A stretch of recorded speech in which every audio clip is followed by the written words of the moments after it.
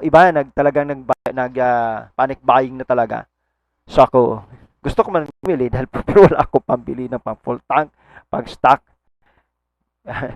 Pero ito na ngayon, narinig natin, I research na wag pala tayong magwala ng pag-asa. Na mawala iba. Alright, again, welcome to this channel. Share your story, Ronnie Harobel.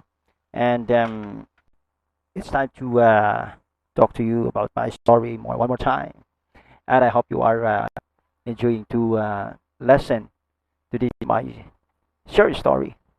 Anyway, if you does not subscribe to this channel, subscribe and please click the notification bell that you always notify the newly upload. Well, and of course, don't forget to like and comment in the comment section that I may know who are really supported to my channel. And of course, I will give you also support and thank you for those are always visit on my to this my channel. But anyway, before that, we will having share with you about the story again. And alam po naman natin na halos the fuel are now increasing every day, and almost the people was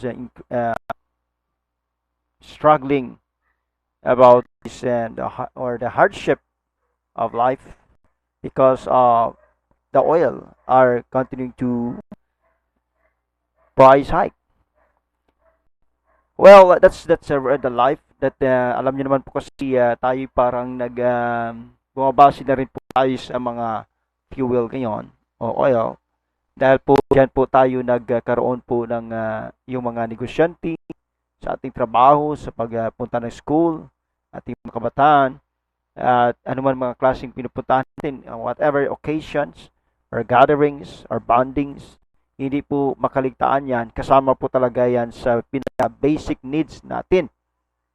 Well, ang ating naman pag-uusapan ay tungkol po sa mga dambuhalang malalaking kumpanya.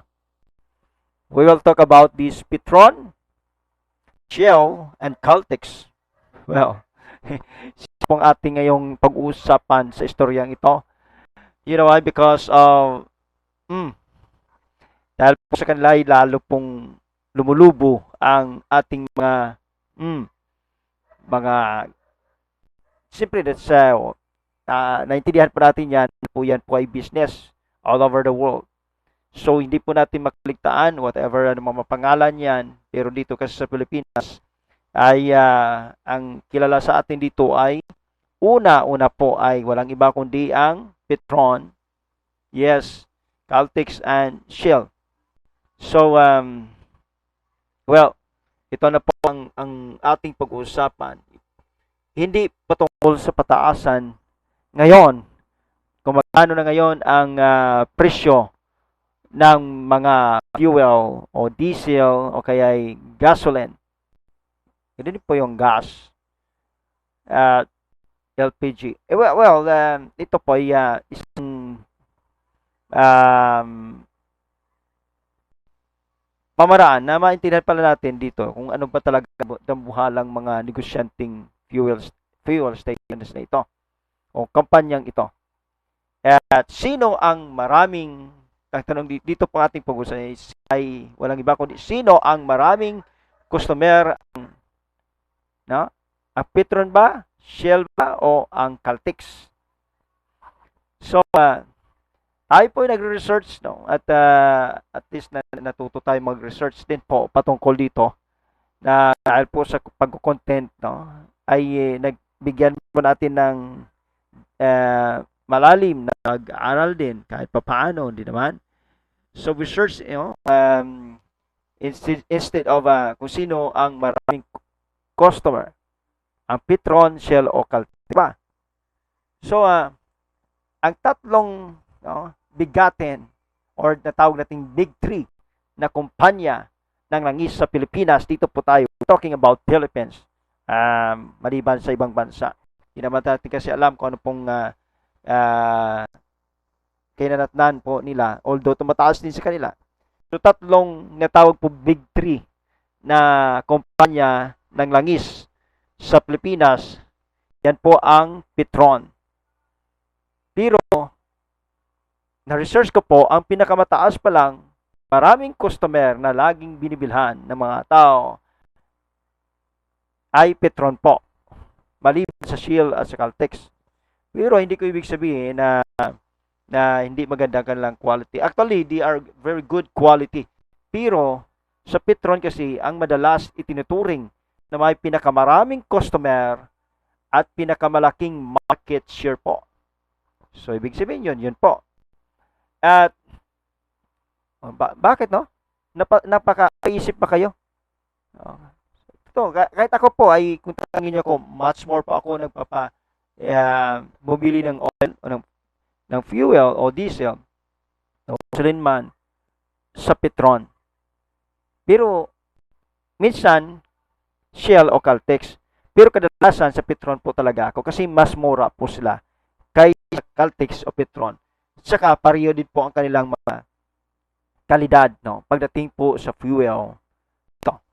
So narito ang dahilan bakit Petron ang nangunguna pagdating, no, sa bilang ng customer. Kasi nga mas marami, anong ibig sabihin mas marami mas marami sila kumpara sa Shell at Caltex. Ibig sabihin maraming pong stations, fuel station po ang Petron. Saan man yun po nilagay. Kaya ngayon, ang Caltex sa Shell ay nagtatry din po sumubok. No? Minsan nga sa isang lugar, ang Petron ay kadalasan 2 o 3. Depende po yon sa sales na need po. No? Kadalasan lamang po ang sa isang lugar ay is only Shell lamang at saka Caltex, nag-iisa lang po yan. Tatayo sila pero malayo na yon. Malayo na yun sa doon sa kasamaan nila doon sa lugar na yon. Kasi alam na po natin yung yan ay ko naman po yan eh. Ibig sabihin ay franchising, di ba? Parang Jollibee at McDo din yan, parang KFC, o parang Mang Inasal. So yan po at alam niyo po kasi bakit? Ang Petron lang kasi ang mayroon dito na refinery. Ibig sabihin, sila po yung may local na refinery. Ito ang tanging oil company sa Pilipinas na may sariling refinery. Saan ba makikita natin? Sa Bataan. Oh yes, doon po sa Bataan. So kaya malakas ang tiwala ng maraming Pinoy na supply nito.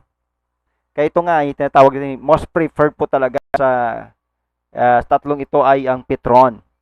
Okay, sa Shell o Caltex. Dahil sa lawak ng network, lalo na sa mga probinsya po. Petron ang madalas na unang pagpipilian ng mga motorista. Isa na rin po ako dyan. Okay? So, yan po. Ang pagkakaiba naman dito. Okay? Ang Petron ay pinakamalaking network at market share din. So, pero ang Shell naman ay matunog ang karibal ng Petron. Kilala sa magandang kalidad ng gasolina na tawag kong V-Power at malalalas mas malinis na mga pasilidad. Tama yon. Actually, mas malinis. Ang Caltex, ganun din naman eh. Ang Caltex naman ay kilala sa Techron. Technology at malakas na hatak. Madalas pinipili dahil sa mga discount promo tulad ng sa Landers. Mga Landers, yung sasakyan, ba? Landers. So, yun po, ang Petron, pinakamalaking network at market share.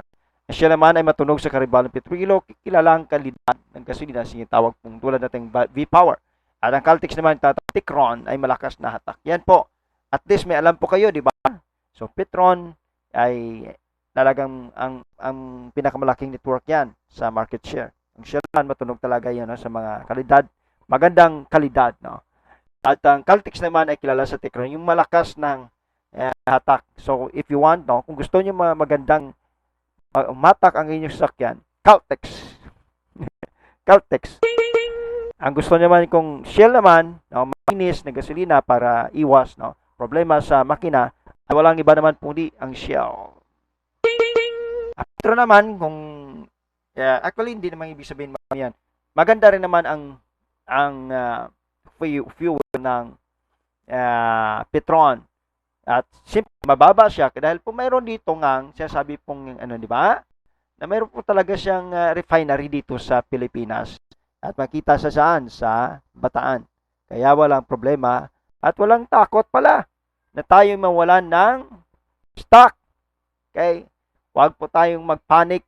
Dahil po ang Petron, isa na po ang siyang willing na mag-serve po, magserbisyo sa Pilipinas. Kung mawala naman ng Shell, wala ng Caltex, nandyan pa rin ang Petron kasi may sarili po silang refinery. Alright, although hindi naman po natin talaga may iwasan, tataas po talaga siya. But anyway, yun po at ang kaya nga sabi nga no, bagamat itong mga tatlong bigating o higanting kumpanya ay ng Petron, Shell at Caltex ay talagang nangunguna po sila, no? Pero nakikita natin yung ang Petron ay mas nangunguna po sa dalawa sa nga bakit? Dahil bakit nga naman sa lawak ng naabot ng customer sa buong Pilipinas. Alright.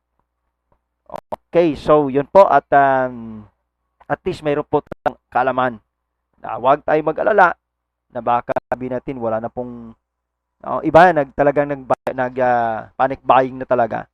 So ako, gusto ko man bumili dahil pero wala ako pambili ng pang full tank, pang stock. Pero ito na ngayon, narinig natin, ay research na wag pala tayong magwala ng pag-asa.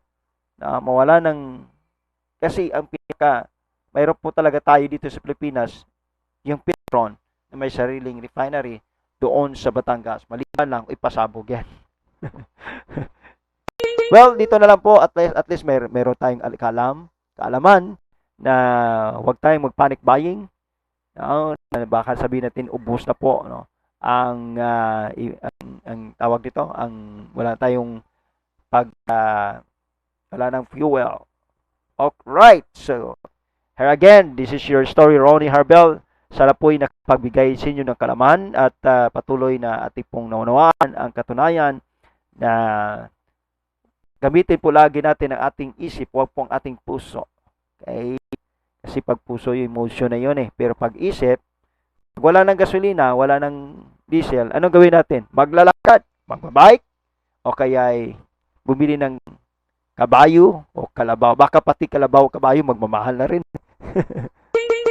Magkakalisa kayo tayo. Anyway, that's it. And maraming salamat po. And may the Lord bless you all. Huwag kalitaan mag-subscribe sa aking channel, Share Your Story, Ronnie Harbel. At pakiclick the notification bell. And of course, like and comment to this, my newly upload video.